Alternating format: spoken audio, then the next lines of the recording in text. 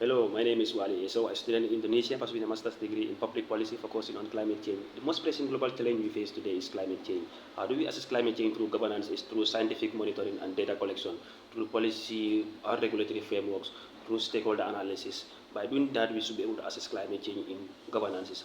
How do we address climate change in governance? Is by making sure we have policy implementation and climate action plans into our actions, into government's actions. Community engagement and climate initiatives. Government needs to engage local people when they have any climate policy or when they need to implement any climate policy. They also need to invest in the green economy to be able to also attain climate change. So how do we assess climate change? Through diplomacy is through the global climate agreement, like the Paris Agreement, whereas countries have to submit their national determined contribution in order for them to be assessed whether they are being successful in the whether they are implementing climate policies or not.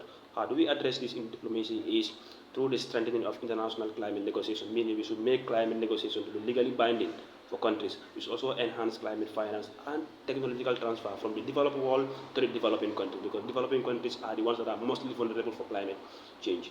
How do we assess climate change in terms of public policy? We can assess climate change in public policy by doing scientific research and national assessment.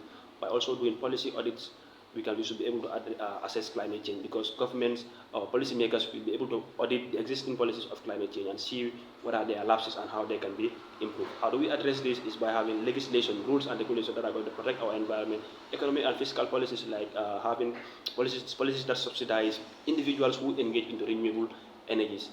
What are some of the strategies we need as people to be able to solve this? We need to have renewable energy campaign, because most people don't understand what is renewable energy, tree planting, and waste management. So these three factors can be at the community level. At the policy level, we need climate policy in schools, in the school curriculum. So by doing that, we should be able to address climate change and engage diverse stakeholders to be able to solve climate change. Thank you.